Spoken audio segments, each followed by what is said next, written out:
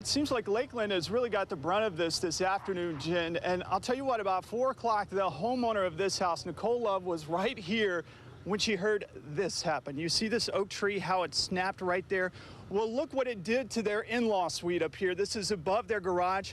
A nightmare not only in your car, but this could impact you if you plan on walking around Tampa and St. Petersburg or using your boat. You know, in fact, the U.S. Secret Service sent us a list of the things you should know during that week. And look at this. It is this long, 14 pages long, saying where you can't go during the national convention. But why did one pipe create such a big headache? Well, let me show you. That pipe is 54 inches in diameter, 5.5 feet around, like this cable I've laid out here. And when it blew, water shot up 60 feet in the air. We are told that the fire department actually had to respond to the school as well to treat one of those students who got hit in the face with a lock. Gail, News Channel 8 fought for these 54 pages in court because we believe you should be able to see them. About 1 out of every 4 college graduates from the class of 2012 who had applied for a job already had one. All right, so I'm going to show you the court's biggest problem with this law, the way it's written now. Say this is my personal vehicle, and I'm going to turn on some music pretty loud for personal pleasure. Okay, now let's step out 25 feet from the truck. Well, the way the law is written now is if you were an officer and you could hear that from here, you could write me a ticket because that's plainly audible and it's coming from a personal vehicle. But if that was an ice cream truck or a car blasting political messages, that would be a different story. You see, the rule isn't what they call content neutral, and the justices had a problem with that. Watching Lily Marti. These last 15 minutes at the airport might seem like the toughest part. Try to relax a little bit. Yeah. But just imagine if this makes a mother's heart race. What these last 21 years must have been like. It wasn't long after her oldest daughter Dalal's 3rd birthday when a divide tore their family of 5 apart. You see, Lily is from Colombia and is Catholic. Her former husband, a Muslim from the Middle East, wanted their 2 girls to grow up with his beliefs. Lily says one day he bought 3 one-way tickets to Syria, took Dalal and her baby sister, and never came back. It was like a hole in my heart, you know, like a space. Lily searched, but days turned into months, months turned into years, years turned into 2 decades.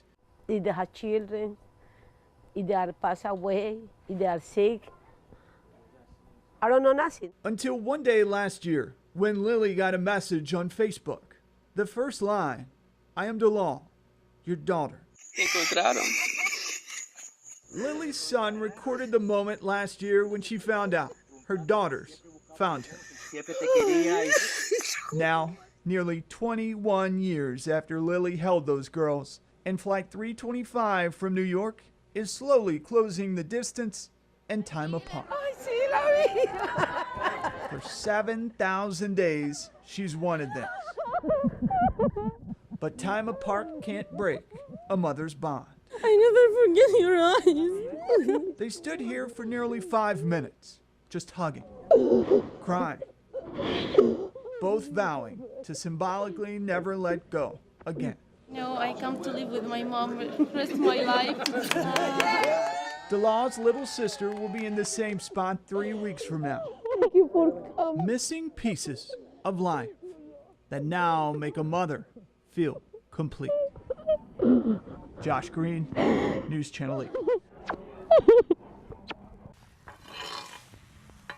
A cemetery is usually quiet, right? Silence is a sign of respect.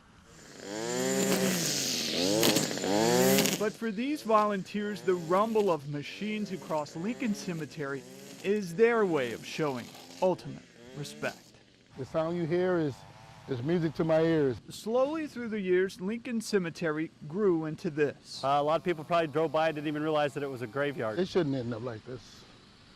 I mean, no one should. You can see how tall this grass was in some spots, but these volunteers took care of that. sad to see the condition it's gotten in. Little did these volunteers know 1908. the tales they would slowly start to uncover. They're usually just hand carved into the concrete. Turns out the history buried here 1861, so he had quite a story to tell. means that Lincoln Cemetery itself has a story to tell. During segregation, it was the only place that African Americans were allowed to be buried. They've uncovered the tombstones of war vets, local black rights leaders, and on this day, another revelation. There may even be some Negro League baseball players buried out here. And along the way, personal histories have revealed themselves. I've just found my classmate, Lottie Mae Mosby. We grew up together. Everything just seemed to stop. I was just in awe. Volunteers hope to mark every grave here within the next months. So their memory will live on. A permanent tribute to the history lying uncovered here at this final resting place. Josh Green, News Channel 8. Even the toughest of warriors has a soft spot for a best friend. She's always with me no matter where I am. For 3.5 years, Good puppy, good girl. Brittany, the golden retriever and lab mix, has been right here by Michael Jernigan's side. Forward. If a dog is man's best friend, consider this one family. Good girl, forward. And family can pick you up from even the lowest points. I will tell you there were some points when I wish I wouldn't have lived. You see, 6 years ago, Mike, the Marine, was in Iraq behind the machine gun of a Humvee when a roadside bomb went off. When the blast went off, I was thrown 20 meters from the vehicle. I had my entire forehead crushed in, and it's been replaced with an acrylic plate. A blast that also cost him his sight. I went through 30 major surgeries in the first 12 months and spent 16 months in hospitals and rehab facilities. With the brain injury came depression, long, dark days in hospitals. At first, I thought my life was really over. I thought that people were going to have to take care of me for the rest of my life. I didn't think I'd be able to do anything. But after the rehab came a four-legged friend. Southeastern Guide Dogs in Palmetto has a program called Pause for Patriots, designed to train guide dogs for wounded veterans like Michael Jernigan. Donations from strangers help pay the $60,000 it takes to train a dog like Brittany. Their favorite spot right here on her chest. Canines that serve as more than a friend or even family, but as eyes to the world. We've been on 41 round-trip flights, everywhere from Los Angeles to Yankee Stadium. Donated through the kindness of strangers. Her and my wife rank right up there as my best friends. And so beside the Marine who lost his eyesight defending freedom, a companion who's now ensuring his own. It gives us our freedom back. In St. Petersburg, Yeah, that's a good girl. Josh Green, News Channel 8. Good girl. Deputy Darren Hill has 2 broken legs, but he is expected to make a full recovery. And the man accused of hitting him this morning head on is behind bars. And it's really after a weird situation. You see, investigators went to find him. His family, the suspects, didn't know investigators could speak Spanish. They started talking, not realizing those investigators were actually translating, and unknowingly, they led them to the suspect. Now investigators believe they know how Deputy Darren Hill's cruiser ended up this way. And it starts here on a gravel road in Land O'Lakes. They say 25-year-old Burton Jameis was at a party here when he got in a fight with his wife. He left in a Ford pickup truck, they say, and headed for his brother's house. It's about 4:30, I heard a thud. It was here on State Road 54, nearly half an hour down the road from that party, where the neighbors heard the impact. To me, it sounded like a gunshot. Patrolmen believe Jameis crossed the center line and hit Hill's cruiser head on. He has 2 broken legs. Thank God he is alive. If you saw pictures of the crash, it's horrific. Investigators say Jameis left the deputy here and somehow made it the 5.7 miles to his brother and sister-in-law's house. Let me just tell you, from that point, the uncooperativeness cannot be understated of this family. Deputies believe Jameis called his wife and she picked him up, then took him back to the house where the party was. This family thought that they can lie to us. There was actually points where our deputies were actually laughed at. They were smiling at them and laughing at them as they were giving them lies. But fortunately, we were able to put all the facts together. So Jameis's wife, brother, and sister-in-law are all facing misdemeanors. Jameis will face a felony for leaving the scene as the deputy he's accused of hitting starts slowly recovering. The deputy's definitely lucky. Full-size truck, small car. He's definitely lucky. Deputy Darren Hill is awake. He talked to the sheriff this morning. He said he doesn't remember the accident at all. To give up on life at such a young age. Lisa McVeigh was 17 when she wrote out the words of a suicide note that Friday morning. But she still went into work on that day, November 2nd, 1984. Pulled a double at the Tampa donut shop because she didn't want to go home. Plenty of abuse all growing up from age 2 on up. I was foster care for 5 years of my life. When Lisa left work on her bike around 2 in the morning, death would stare her right in the face. I'm just plucked off my bike by God knows who, and I felt the cold steel barrel to the left side of my temple. The man threw her in his car, made her strip, and tied her up. When I got in, I saw a huge, like a hunting knife in the seat, so I knew this guy was for real. He drove the 17-year-old to his place, forced her to shower. He crawls over me in the bed, he slides a gun across my stomach, and says, just as a reminder, I still have this. I lost count how many times he raped me throughout the night. Lisa did what she could to stay alive. She stayed calm, asked why he was doing it. He said he was getting back at women in general because of a bad breakup. She told him she had a sick father. She needed to live, even promising to come back and be his girlfriend. I would lie to him to appease him, to keep him calm and coddle him. After 26 hours, he put her back in the car. She peeked to catch a glimpse of the Dodge Magnum's interior. White seats, red carpet. He let her go, but she didn't realize then just how fortunate she was.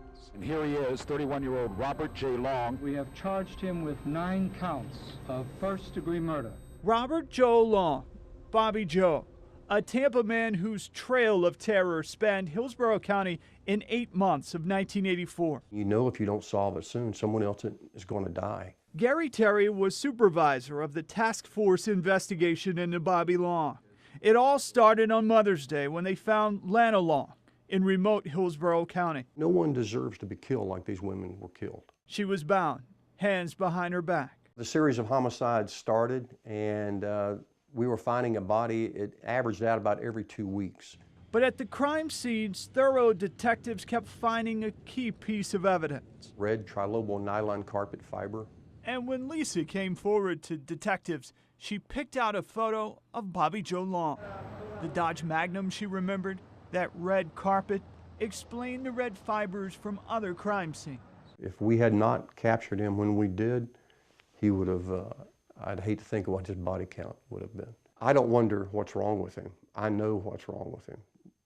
He is just a mean, sadistic individual. A lot of lives just gone right down the tubes because of me. You know, in one way or another. And it's not a good feeling. It's not a pleasant feeling. I'm not proud of anything I've done. And the worst thing is I don't understand why. I don't understand why. After his arrest, Bobby Joe Long admitted to abducting, sexually assaulting, and murdering 10 women in the Tampa area over 8 months, and raping dozens more. 17-year-old Lisa McVeigh was one of the survivors. And it was time to take a stance and say, no more. No one's ever going to hurt me as long as I live. Now, Lisa Nolan. She's a sheriff's deputy in Hillsborough County, the same agency that caught her abductor. The girl who had given up hope found a new meaning in life by staring into the eyes of terror and surviving. I made a promise to the 10 victims who didn't make it. I made a promise to the other girls who've been a rape victim of his who never came forward to be their voice. They deserve to be heard. I have a voice, I have a name, and I have a story to be told.